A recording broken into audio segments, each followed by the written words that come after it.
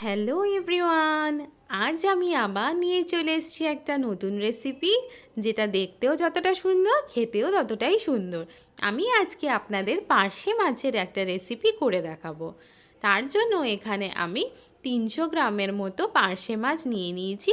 মোট 8 পিসের মতো পার্শে মাছ আমার এখানে হয়েছে। মাছগুলো খুব একটা বড় না, সাইজে ছোট ছোটই আছে। আমি নুন হলুদ মাখিয়ে মাছগুলোকে আধ ঘন্টা রেখে দিয়েছিলাম।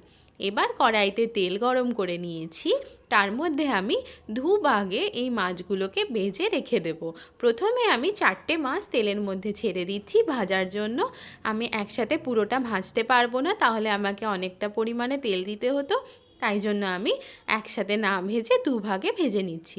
মাছটা দেওয়ার পরে আমি কিছুটা ভাজা হয়ে গেলে এক পাশ আমি মাছটাকে উল্টে নিচ্ছি আরেক পাশ ভাজার জন্য। আমি এভাবে মাছগুলোকে এক পাশ ভেজে নেওয়ার পরে উল্টে দিয়ে আরেক পাশও ভেজে নেব। এই মাছগুলোকে কিন্তু খুব বেশি ভাজবেন না, তাতে কিন্তু একদম কড়কড়া হয়ে যাবে, ভালো লাগবে না। হালকা হালকা করে এক পাশ ভাজা হয়ে গেলে আমি আরেক পাশ উল্টে ভেজে নিচ্ছি। দেখুন আমার এই মাছগুলো পুরোপুরি ভাজা হয়ে গেছে। এবার আমি মাছগুলোকে তুলে একটা বাসনে রেখে দিচ্ছি। তারপরে আরও যে 4টে মাছ রয়েছে সেই মাছগুলোকেও আমি তেলের মধ্যে ছেড়ে দিচ্ছি ভাজার জন্য। এই মাছগুলোকেও আমি একইভাবে ভেজে নেব। এখানে কিন্তু মাছগুলোকে আমি হালকা করেই ভাজলাম, ভেজে তুলে রাখলাম। দেখলেন একদমই এটা লাল লাল বা কড়কড়া হয়ে যায়নি, খুবই সামান্য পরিমাণে ভেজে নিয়ে আমি তুলে রেখেছি। এই মাছগুলোর ক্ষেত্রেও আমি তাই করছি। এই রান্নাটা কিন্তু খুবই সুস্বাদু হয়, অবশ্যই একবার ট্রাই করে দেখবেন, খেতে কিন্তু খুবই ভালো লাগবে।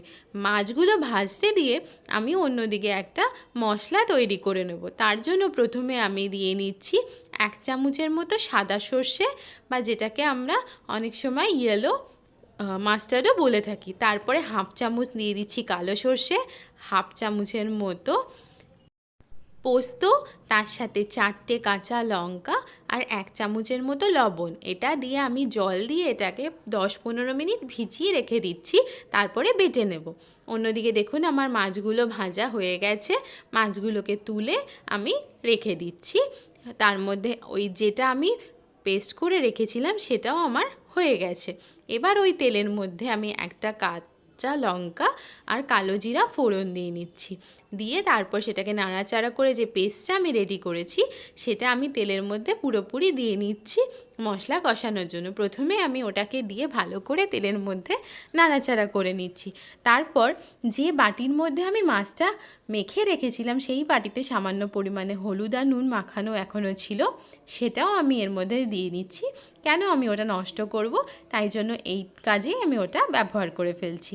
তারপরে যে বাসনে আমি মশলাটা পেস্ট করেছি তার মধ্যে সামান্য পরিমাণে জল দিয়ে সেইটাও আমি এখানে দিয়ে দিচ্ছি, কারণ একটু জল না দিলে কিন্তু মশলাটা লেগে যেতে পারে। তাই জন্য সামান্য জল দিয়ে নিলাম, দিয়ে নাড়াচাড়া করবো। আর এখানে আমি 1/2 চামচের মতো হলুদ গুঁড়ো আরও দিয়ে নিচ্ছি, কারণ এখানে আগে থেকে হলুদ ছিল, তাই জন্য খুব বেশি পরিমাণে হলুদ কিন্তু আর দিতে হবে না।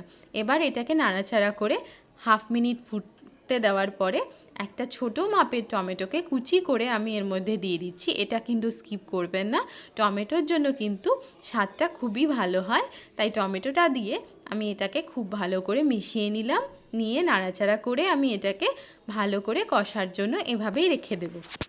দেখুন যখন মশলাটা কষে গেছে কত পরিমাণে তেল ছেড়েছে এবং রঙটাও কিন্তু চেঞ্জ হয়ে গেছে।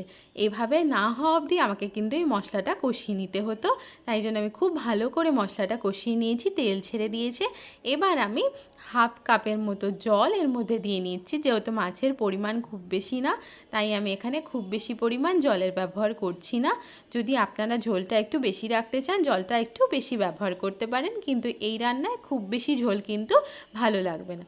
দেখুন এবার জলটা বেশ কিছুটা ফুটে গেছে 1 মিনিটে। এবার যে মাছগুলো আমি ভেজে রেখে দিয়েছিলাম সেই মাছগুলো আমি এর মধ্যে ছেড়ে দিচ্ছি, যাতে মাছগুলো এই জলের সাথে খুব ভালো করে মিশে যায় এবং সব কিছু মশলার সাথে ভালো করে মিশে গিয়ে মাছের গায়েও যাতে স্বাদটা মশলার চলে আসে। তাই জন্য মাছগুলোকে আমি ছেড়ে দিলাম, দিয়ে ভালো করে মাছগুলোকে আমি এর মধ্যে নাড়াচাড়া করে মিশিয়ে ফুটতে দিচ্ছি। দেখুন মাছগুলো এর সাথে মিশে গিয়ে ফুটে গেছে, দেখতে কতটা সুন্দর হয়েছে। এবার আমি ধনেপাতা কুচি ছড়িয়ে দিচ্ছি এর ওপর, দিয়ে আবারও সব কিছুকে ভালো করে মিশিয়ে নাড়াচাড়া করে নিচ্ছি।